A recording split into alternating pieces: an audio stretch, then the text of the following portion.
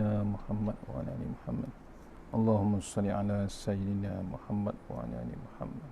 اللهم صل على سيدنا محمد وعلى آل سيدنا محمد. حسبي الله لديني، حسبي الله لمن أهمني، حسبي الله لمن حسدني، حسبي الله لمن كادني بسوء، حسبي الله حسبي الله لمن بغى علي، حسبي الله عند الموت، حسبي الله عند المسألة في القبر، حسبي الله عند الميزان، حسبي الله عند الصراط، حسبي الله الذي لا إله إلا هو إلى أنب. Assalamualaikum warahmatullahi wabarakatuh. Alhamdulillahirabbil wassalatu wassalamu ala asyrafil mursalin wa ala alihi washabbihi ajmain. A'udzu billahi minan nar min syarril kuffar min ghadabil jabbar wal izzatu lillahi war rasulin. Allahumma ghnina bi halalin haramin wa sifat bismika Allahumma ya daim ya hayyu ya fardu ya wit ya ahad ya samad. Allahumma shalli ala Muhammad wa ala ali Muhammad. Bismillahirrahmanirrahim. Bismillah masyaallah la yasuqu ya Allah. Bismillah masyaallah la yasrifu suwa ya Allah. Bismillah masyaallah man kana min ni'matin fa min Allah. Bismillah masyaallah la ya'ti bil hasanati ya Allah. Bismillah masyaallah la hawla wa la quwwata illa billahil aliyyil azim. Rabbi shrah li sadri wa yassir li amri wa min lisani yafqahu qawli. Faya ibadallah ittaqullah usikum wa iyaya bittaqullah faqad fazal muttaqun. Allah ta'ala inna hikmataka wa ansur alaina min hazamitika ya arhamar rahimin. Allahumma nas'aluka bi barakati syarifah antuhimal dunya. Amin ya rabbal alamin. Alhamdulillah, jumpa lagi untuk pengisian maghrib kita seterusnya. Jom kita baca buku kitab tafsir Tuan Guru Ni Aziz, Ni Abdul Aziz, insyaAllah. Sebelum kita baca, kita mulakan surah Al-Fatihah, insyaAllah. Auzubillahi Bismillahirrahmanirrahim. Iya kan. Shiratal ladzina an'amta alaihim. InsyaAllah, sebelum kita mulakan, kita teruskan dengan share kita. Mudah-mudahan kita share, dapat kita share.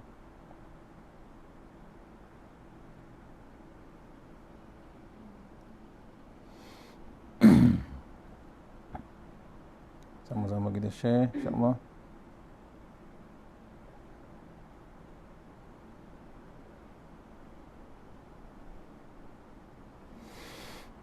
Mohon share di grup.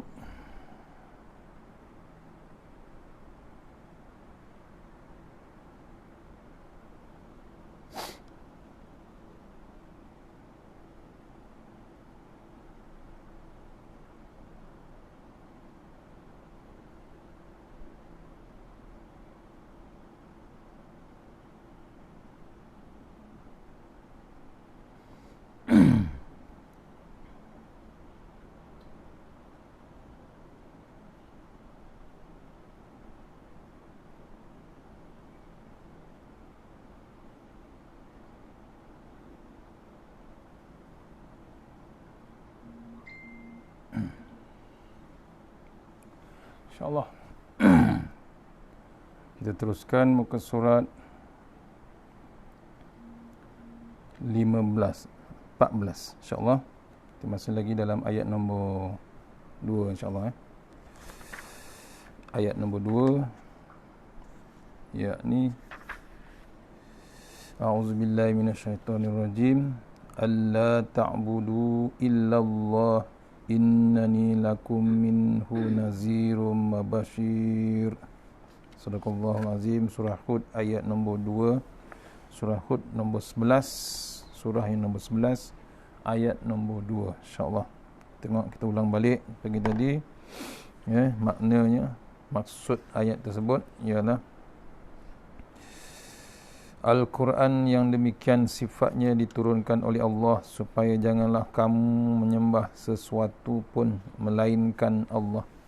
Yakni katakanlah, wahai Muhammad sallallahu alaihi wasallam, sesungguhnya aku diutus oleh Allah kepada kamu sebagai pemberi amaran, yakni kepada orang-orang yang ingkar kepada orang yang ingkar, dan pembawa berita gembira kepada orang-orang yang beriman.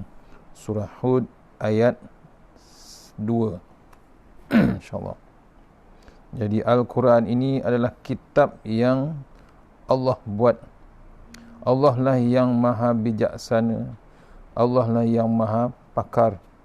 Apakah perkara lain yang Allah hendak beritahu kepada kita ialah selain daripada itu. Kalau kita perhatikan ada 5, tulis ini, ada 5 perkara yang Allah beritahu di awal surah Hud.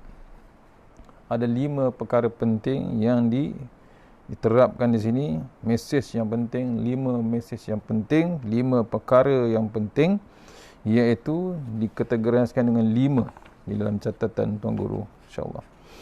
Yang pertama, alla ta'budu illallah. Maksudnya, wahai semua manusia, kamu jangan berhamba. Jangan berhamba dan jangan mengabdikan diri kecuali kepada Allah Subhanahu wa taala. Yang pertama. Yang kedua, perkara yang kedua yang Allah mesejkan kepada kita, innani lakum minhu nazirum.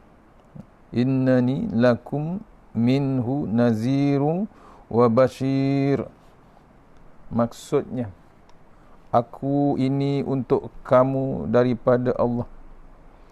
Tolong beritahu perkara yang menggerunkan kamu seperti neraka. Tolong sampaikan dan tolong sampaikan perkara yang menyenangkan hati kamu, yakni syurga. Ini perkara yang kedua yang disampaikan pada Rasulullah SAW. Yang ketiga, wa anistaghfiru rabbakum summa tubu ilaih. Wa anistaghfiru rabbakum summa tubu ilaihi. Maksudnya, kamu semua wahai manusia mesti beristighfar kepada Allah, kemudian bertaubat atau mengundur balik daripada melakukan maksiat. Ini mesej paling hebat, antara mesej yang paling hebat untuk kita sebenarnya, yang disampaikan kepada Rasulullah. Yang ketiga ni, kamu semua wahai manusia mesti beristighfar kepada Allah, kemudian bertaubat atau mengundur balik daripada melakukan maksiat. Itu yang ketiga. Yang keempat, wa in tawallaw fa inni akhafu alaikum azaba yaumin kabir. Yang keempat, maksudnya kalau manusia ini tidak dengar kata juga, wahai Muhammad, beritahu kepada mereka bahawa aku ini bimbang benar. Takut kamu ini ditimpa bala di hari yang besar. Ini yang ketiga, mesej untuk kita juga paling hebat dengan keadaan semasa. Maksudnya ketiga, yang keempat, kalau manusia ini tidak dengar kata juga, wahai Muhammad SAW, beritahu kepada mereka bahawa aku ini bimbang benar. Takut kamu ini ditimpa bala di hari yang besar. Itu yang keempat. Dan yang kelima, ilallahi marji'ukum wa huwa ala kulli syai'in qadir. Yang kelima, yang bermaksud kepada Allah lah tempat kesudahan kamu belaka, dan Allah memang berkuasa penuh ke atas segenap perkara. Ini yang kelima. Tak ada lain untuk kita balik hanya kepada Allah Subhanahu Wa Taala. 5 perkara ini adalah intisari kandungan Al-Quran yang Allah beritahu kepada Nabi Hud, Nabi Muhammad, dan juga kepada nabi-nabi lain di seluruh dunia.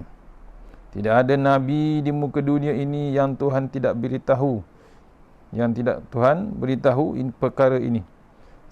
Seperti kata Nabi Nuh, sementara saya masih hidup, saya hendak beritahu perkara ini. Selepas saya mati, penggantiku pun pula yang akan sambung memberitahu mengenainya. Nampak? 5 perkara ni terlalu hebat. Memang sampai dekat kita sekarang ni dah jelas, dah ditulis oleh Tuan Guru sini pun dalam tafsirannya. Sebelum ni di dalam Al-Quran surah Hud. Kita ulang balik 5 poin yang penting untuk kita, untuk mesej biar kita takut dengan Allah Subhanahu Wa Taala. Biar kita ada panduan kita di dalam dunia ni. Yang pertama, ala ta'budu wa illa ilallah wa illallah. Wahai semua manusia, kamu jangan berhamba dan jangan mengabdikan diri kecuali kepada Allah. Itu kita sebagai hamba. Bukan hamba dunia, bukan hamba duit, bukan hamba harta, bukan hamba orang. Kita hanya hamba Allah Subhanahu Wa Taala. Itu yang kita kena abdikan. Kita kena ibadah. Kita kena ada terus kebajikan kita lillahi ta'ala. Ini diperintahkan. Itu yang pertama. Semua Rasul dapat mesej ni. Termasuklah Nabi kita, Nabi Muhammad SAW. Ditulis pula. Direkodkan dalam surah Hud. Ni yang pertama, manusia, jangan kamu berhamba dengan ataupun mengabdikan diri pada benda yang lain kecuali Allah saja. Itu yang pertama. Yang kedua, innani lakum minhu nazirum wa bashir. Aku ini untuk kamu daripada Allah. Maksudnya apa? Nabi kita, Nabi Muhammad SAW itu adalah messenger pada Allah Ta'ala, wakil. Diamanahkan oleh Allah Ta'ala dan dipesan, tolong beritahu perkara yang menggerunkan kamu. Ada perkara yang Nabi tahu, Nabi nampak yang terlalu gerun, yang terlalu dahsyat, yang akan berlaku, akan datang. Untuk diberitahu kepada kita sebagai umatnya. Yakni bab neraka. Cerita neraka, khabar daripada neraka. Itu yang sebenarnya kita disuruh bagi tahu oleh Rasulullah SAW. Nabi dipesankan oleh Allah Subhanahu Wa Taala untuk memberitahu adanya neraka. Kalau nak summarize kan, kalau nak diceritakan Al-Quran ni ada khabar. Betul, ada khabar. Khabar duka cita, khabar suka cita. Khabar duka cita adalah ni, adanya bab neraka yang standby untuk mengerjakan kita besok di akhirat. Allah, tuan-tuan. Itu batu kita dibaca sembahyang pun kita masih lagi kita berzikir. Zikir yang minta kepada Allah Ta'ala. Allahumma ajirna minan nar, Allahumma ajirna minan nar. 7 kali kalau boleh tiap-tiap waktu. Untuk apa? Untuk mengelakkan adanya 7 pintu neraka yang standby menanti kita. Dalam kitab yang lama ditulis. 7 pintu neraka standby untuk menantikan kita. Itu sebab tu kita minta jauhkan daripada api neraka. Kemudian Nabi disuruh juga untuk memberitahu adanya perkara yang menyenangkan hati. Cerita terbaik, berita terbaik, iaitu bab syurga. Macam-macam kehebatan syurga, kelebihan syurga, kelembutan syurga, kewangian syurga. Diminta Rasulullah SAW memberitahu khabar yang hebat tersebut. Adanya bab syurga. Tapi ada syarat lah. Bila nak masuk syurga kan ada syaratnya, ada lesen dia, ada sijil dia untuk baru kita boleh masuk ke dalam syurga. Yang paling hebat, kita senantiasa minta kita masuk ke dalam syurga. Yang ketiga, mesej yang Allah bagi, perkara yang ketiga dalam surah Quran ialah wa anistaghfiru rabbakum summa tubu ilaihi. Kamu semua wahai manusia mesti beristighfar kepada Allah. Kemudian bertaubat atau mengundur balik daripada melakukan maksiat. Yang pertama, pastikan kita ni beristighfar. Allah menyuruh kita beristighfar, mesti beristighfar. Pasal apa? Kita sering melakukan dosa, sering melakukan kesilapan. Bila beristighfar maksudnya apa? Maksudnya kita minta ampun daripada Allah Subhanahu Wa Taala. Allah terima, Allah tunggu taubat kita. Allah tunggu istighfar kita. Kata ulama, kita saja yang sombong dengan Allah Taala. Sampai ke lani pun tak hendak beristighfar. Dah ada pandemik yang hebat, dah ada pandemik yang hebat berlaku. Hebatnya peringatan Allah Ta'ala, kita masih lagi tak hendak beristighfar. Kenapa? Pasal apa? Perangai sombong kita masih berlarutan, semacam perangai kaum Nabi Musa. Dibacakan ayat Al-A'raf, memang hebat sombongnya kaum Nabi Musa. Macam-macam ditimpa, Allah bagi macam-macam timpa bala pada mereka, tapi kedegilan memang berterusan sampailah ke saat ini. Kita dah menjadi umat Muhammad SAW. Kenapa kita masih lagi nak sombong dengan Allah Ta'ala? Allah minta kita beristighfar. Pasal apa? Allah hendak kita masuk ke dalam syurga, nak diampunkan dosa kita. Tapi dengan sifat kesombongan dihias pula dengan syaitan iblis, kita meneruskan perangai Yahudi tersebut. Kemudian Allah minta suruh apa? Suruh bertaubat. Mohon taubat. Allah bagi peluang, sayangnya Allah Ta'ala pada kita.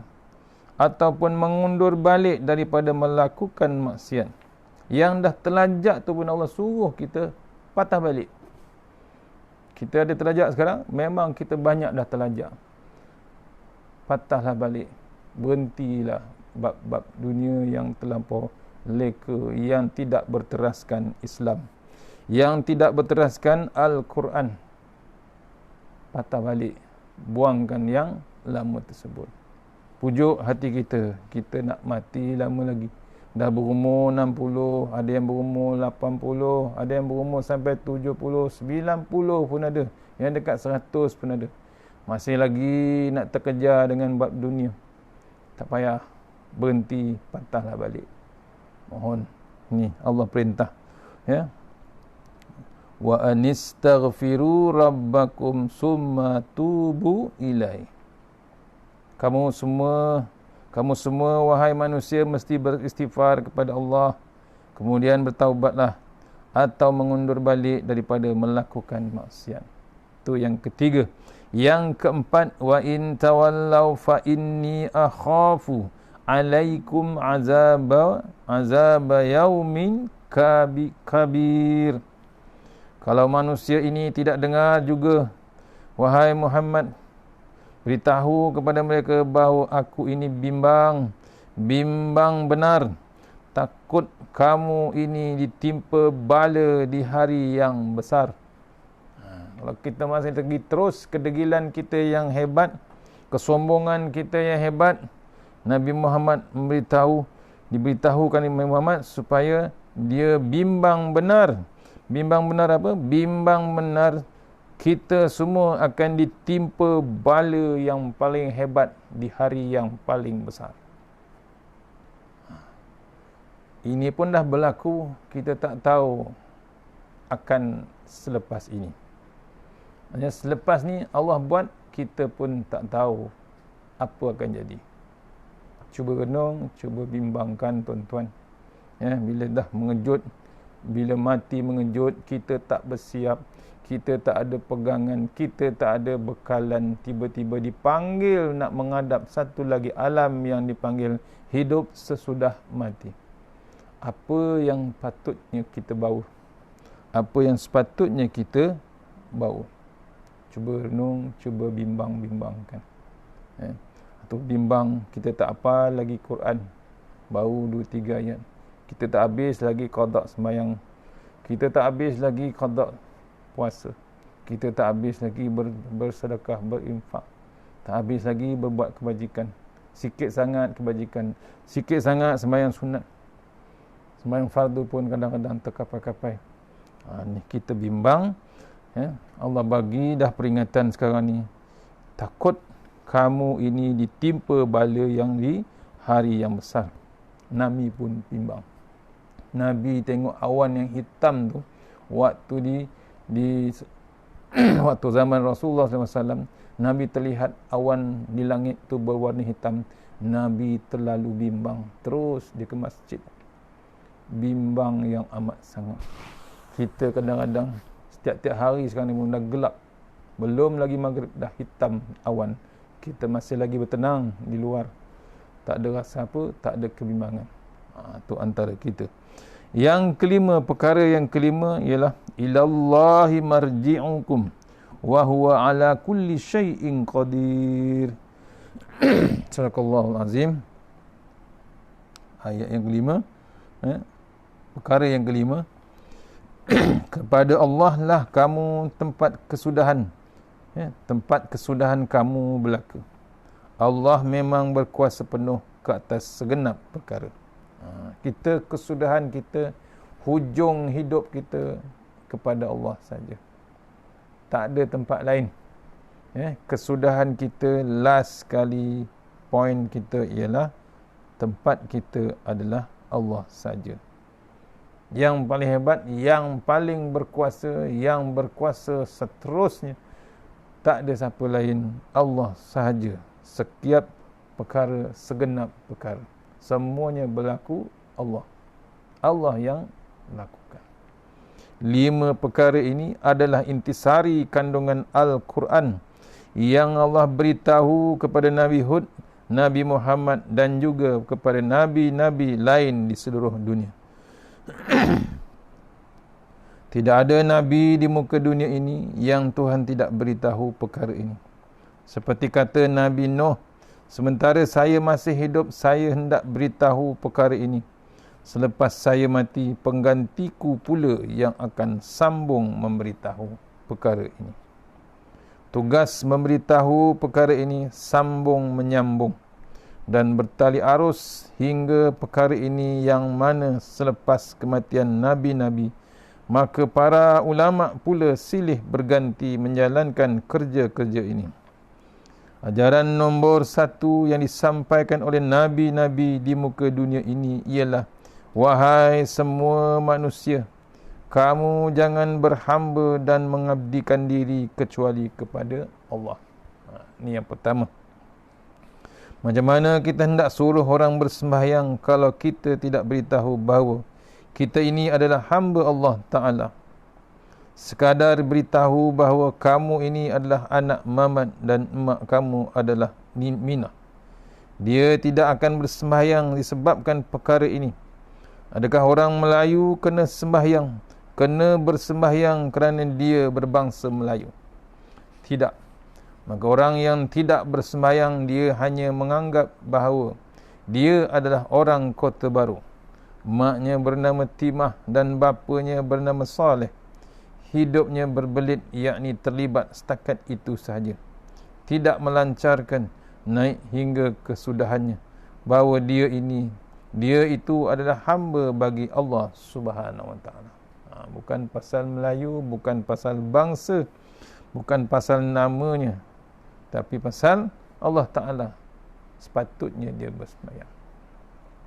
Daripada raja dalam istana sampailah kepada Pak Mat dan Pak Mut yang duduk di kampung, semua sekali kena diberitahu perkara ini.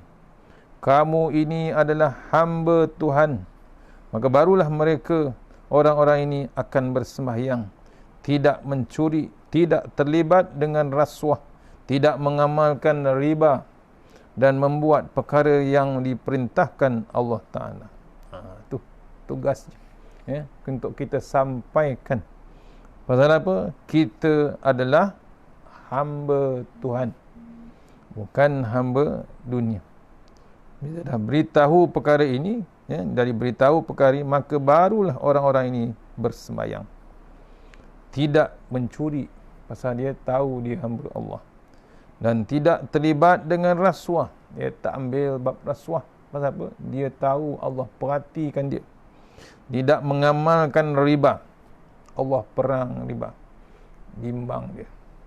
Dan membuat perkara yang diperintahkan oleh Allah Subhanahu. Pasal apa? Dia mengatakan dia hamba Allah Subhanahu. Dalam pengajian sains dan psikologi ada disebutkan bahawa kalau manusia ini dibiarkan hidup dengan tidak diisi terlebih dahulu ruang pemikirannya dengan tauhid kepada Allah, maka ketika itu kehidupan manusia akan menjadi kacau bilau. Bila kosong, jiwa tu kosong, memang kacau bilau. Pasal apa? Tak ada siapa yang nak guide ataupun nak mengaturkan perancangan dia dalam kehidupan dia. Wasbir nafsaka ma'al ladzina yad'una rabbahum bil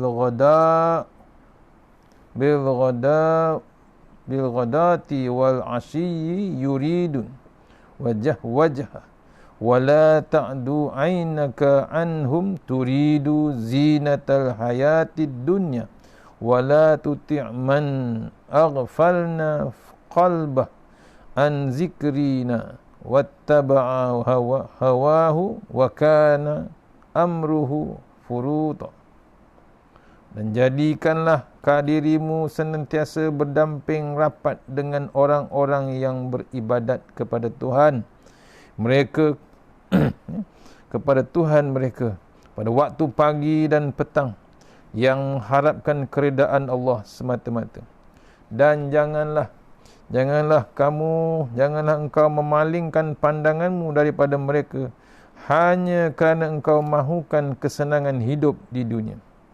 Dan janganlah engkau mematuhi orang yang kami ketahui hatinya lalai daripada mengingati dan mematuhi pengajaran kami di dalam Al-Quran, serta ia menurut hawa nafsunya, dan tingkah lakunya pula adalah melampaui kebenaran. Surah Al-Kahfi ayat 18. Ini peringatan untuk kita, supaya kita jadi hamba Allah sebenar-benarnya. Ulang balik, maksudnya, jadikanlah dirimu sebagai berdamping, sentiasa berdamping rapat dengan orang-orang yang beribadat kepada Tuhan mereka pada waktu pagi dan petang. Maksudnya kita jangan lekang pada orang yang bergantung hatinya. Hatinya tergantung dengan surau, hatinya tergantung dengan ulama, hatinya bergantung dengan masjid, hatinya bergantung dengan majlis-majlis ilmu, taman-taman syurga. Kita kena berdamping dengan sahabat. Kata Tuan Guru Datuk Ismail Kamus, kalau boleh jangan lekang hati kita ni, jangan lekang diri kita ni dengan 7 hari dengan alim ulama. Atau tak ada alim ulama, kita cari orang-orang yang tergantung-gantung hatinya di masjid ataupun surau. Ni, maknanya mereka ni waktu pagi dan petang senantiasa ada di masjid ataupun dengan Allah Subhanahu. Kemudian yang mengharapkan keredaan Allah semata-mata. Jangan kita lekang. Janganlah engkau memalingkan pandanganmu daripada mereka hanya kerana engkau mahukan kesenangan hidup ini. Jangan kita paling daripada masjid, jangan paling pada alim ulama, jangan paling pada orang yang tergantung dengan masjid hatinya. Pasal apa? Kita nak kejarkan dunia. Ini kesenangan hidup dunia. Jangan engkau mematuhi orang-orang yang kami ketahui hatinya lalai daripada mengingati dan mematuhi pengajaran Allah di dalam Al-Quran. Jangan kita patuh pada orang yang maksiat dengan Allah Subhanahu Wa Taala. Kita tahu dah dia memang lalai ataupun sengaja cari jalan keluar daripada kebenaran. Dia tahu benarnya Quran tapi dia tak nak ikut. Kita tak wajib patuh. Ini diajarkan dalam ayat surah Al-Kahfi. Dan mematuhi pengajaran kami dalam Al-Quran, serta menurutkan hawa nafsunya. Orang yang mengikut hawa nafsu, tak wajib kita patuh. Dan tingkah lakunya pula adalah melampaui kebenaran. Kita tahu dah dia memang tak hendak bab Islam. Dia tak hendak menunaikan hukum-hukum Islam. Tak payah kita taat, tak payah kita takut, tak payah kita patuh orang yang sebegitu. Ini dipesankan, dituliskan di dalam ayat 28 surah Al-Kahfi.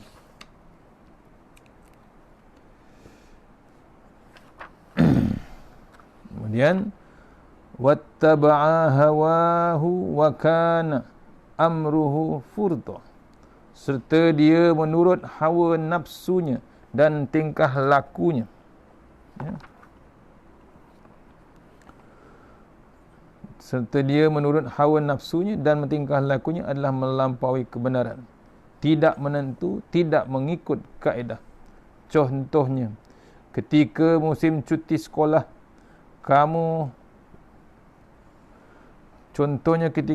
musim cuti persekolahan, sama ada pihak kerajaan, guru besar atau orang kampung, mereka tidak boleh membiarkan budak-budak balik bercuti di kampung duduk berkeliaran di tepi-tepi jalan.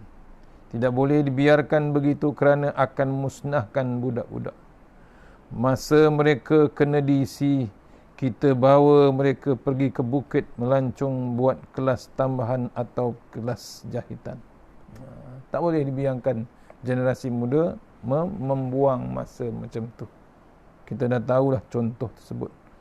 Tak ada mengikut kaedah, terbiar generasi muda dengan motor, dengan apa semua. Kosong belaka.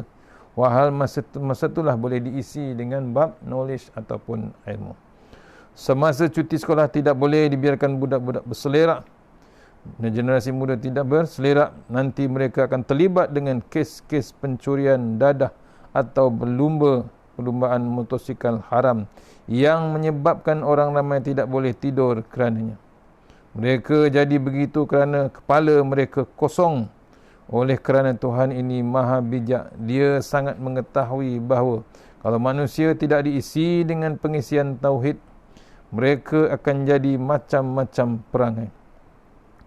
Maka perkara pertama yang perlu diisi di dalam kepala manusia ialah ilmu mengenali hidup. Di muka bumi ini kamu hanyalah bertaraf hamba. Aku adalah big boss atau tuan besar kamu, kata Tok Guru. Maksudnya Allah ni, bila Allah mengaku kita ni adalah hamba-Nya, Dialah alim, Dia yang paling besar. Big boss yang sebenarnya adalah Allah Subhanahu Wa Taala. Tuan besar kita cuma hamba Allah Subhanahu Wa Taala. Sebab tu kita perlu isi dengan pengisian tauhid, baru dia mengenali Allah Subhanahu Wa Taala. Tauhid maknanya mengesakan Allah.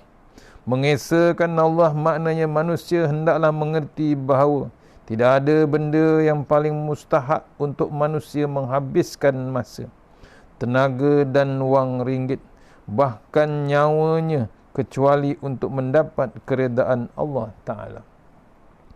Buatlah kerja apa-apa pun, tujuannya hendak suruh yakni minta Tuhan senyum. Bersembahyang hendak suruh Tuhan senyum.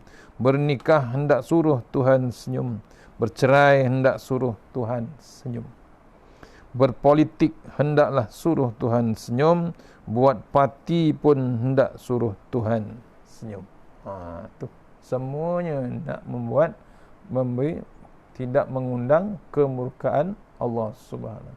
Semua nak membuat benda yang Allah senyum ataupun Allah suka kepada kita. Maksudnya redanya Allah kepada perkara yang kita perlu lakukan. Hendaknya ada dalam setiap kepala manusia bahawa segala pengabdian diri mestilah hanya kepada Allah. Segala tutur kata, tingkah laku, pemikiran, wang ringgit, masa dan seluruh kehidupan hendaklah dilakukan untuk mendapat keredaan Allah Subhanahu Wa Taala. Juga mendapatkan senyum simpul daripada Allah dan kebaikan di dunia dan akhirat. Itu sepatutnya kita kejarkan bila hidup di dalam dunia. Pasal apa? Nak mendapat keredaan Allah Subhanahu Wa Taala. Nak bagi bos kita ni, yang cipta kita ni senyum, supaya kita selamat, dunia pun kita selamat, akhirat pun selamat. Jadi saya ulang lagi, ini perkara utama yang menjadi perkara nombor satu sejak zaman Nabi Nuh sampailah zaman Nabi Muhammad sallallahu alaihi wasallam. Yang menjadikan orang itu kafir atau munafik adalah berpunca daripada perkara ini. Orang-orang ini sepatutnya tidak menjadi kafir atau munafik sebab mereka tahu hidupnya di dunia ini betul-betul kerana kurniaan daripada Allah Subhanahu wa taala. Oleh kerana sejak muda sampai tua tidak diisi kekosongan dirinya dengan tauhid, boleh jadi dia tidak tahu langsung ataupun dia tidak tahu, tetapi melalui proses pengajaran yang kabur ataupun melalui pendidikan yang tidak serius mengenai ubudiyah, yakni pengabdian kepada Tuhan, maka apabila sudah besar dia menjadi seorang yang kafir ataupun munafik. Itu yang pertama diterangkan malam ni. InsyaAllah kita akan sambung esok yang kedua, yakni innani lakum, aku ini untuk kamu, minhu, daripada Allah Subhanahu. Maksudnya messenger, iaitu Nabi kita, Nabi Muhammad sallallahu alaihi wasallam. Kita sambung malam petang esok insya-Allah untuk perenggan yang seterusnya, masih lagi dalam tafsir ayat yang nombor 2 dari kitab Tuan Guru tafsir daripada Al-Quran Nik Abdul Aziz Nikmat, Tuan Guru kita, insya-Allah. Mana yang terbaik daripada Allah Subhanahu wa taala, yang lemah daripada saya sendiri. Kita sudah hingga surah Al-Fatihah. Bismillahirrahmanirrahim. Iyyaka na'budu wa iyyaka nasta'in. Shiratal ladzina an'amta alaihim.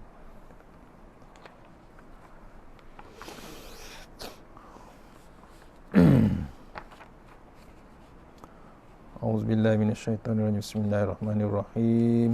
Allahumma tawwil a'marana, Allahumma tawwil a'marana wa sahi ajsadana wa nawwir qulubana wa sabbit imanana wa ahsin a'malana wa si' arzaqana wa ilal khairi qaribna wa anis syari' bina wa akhdi hawajna fid din wa dunya wal akhirah.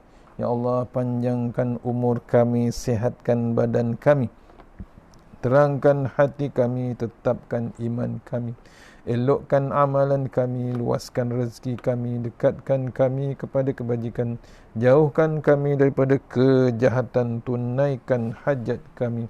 Allahumma anta rabbi la ilaha illa anta khalaqtani wa la ahdika wa adika mastata'tu. A'udzubika min syarri ma sana'tu wa bulaka bi ni'matika alayya abu bi zambi faghfir li fa innahu dzunuba illa anta. Tawassalna bizi wal jabar wa tasamna bimalakut allazi la yamut isrif anna al-bala wal waba innaka ala kulli syai'in qadir. A'udzu billahi minan nar min syarril kuffar min ghadabil jabbar wal 'izzatu lillahi wal rasulin. Allahumma ghnina bihalalin an haramik wa bifadl amman siwak. Bismikallahumma ya daim ya hayyu ya fardu ya witr ya ahad ya samad. Allahumma shalli ala Muhammad wa ala ali Muhammad. Subhanallah al-aliyyil dayyan, subhanallah syadidil arkan, subhana ma yazhabu bil laili wa ya'ti bin nahar, subhana man la yushghiluhu sya'nu an sya'an, subhanallah al-hannan mannan, subhanallah musabbahi fi kulli makan. Bismillahirrahmanirrahim. Bismillahi khairil asma. Bismillahilladzi la yadurru ma ismihi syai'un. Bismillahil kafi. Bismillahil mu'afi. Bismillahilladzi la yadurru ma ismihi syai'un fil ard wa la fis sama' wa huwas samiul alim. Bismillahi ala nafsi wa dini. Bismillahi ala wa mali. Bismillahi ala kulli syai'in a'tani rabbi. Allahu akbar. Allahu akbar. Allahu akbar. Allahu Rabbi la usyriku bihi syai'an nazajaruka wa jalla tanaruka wa taqaddasat asma'uka wa la ilaha ghairuk. Allahumma inna a'udzubika min syarri kulli jabbarin anin wa a'udzubika min syarri kulli syaitanin marid wa min syarri qada'is wa min syarri kulli dabbah anta akhizum bi nasfiyatiha inna rabbi ala siratim mustaqim. Bismillahirrahmanirrahim. Bismillahi masyaallah la yasuqu Allah. Bismillahi masyaallah la yasrifu suwai. Bismillahi masyaallah man kana min ni'matin fa min Allah. Bismillahi masyaallah la ya'ti bil hasanati. Bismillah, masyaallah, la haula wala quwata illa billahil aliyyil azim. Rabbana atina fid dunya hasanah wa fil akhirati wa qina azabannar. Wa sallallahu wasallam walhamdulillahi rabbil alamin. Insyaallah jumpa esok. Assalamualaikum warahmatullahi wabarakatuh.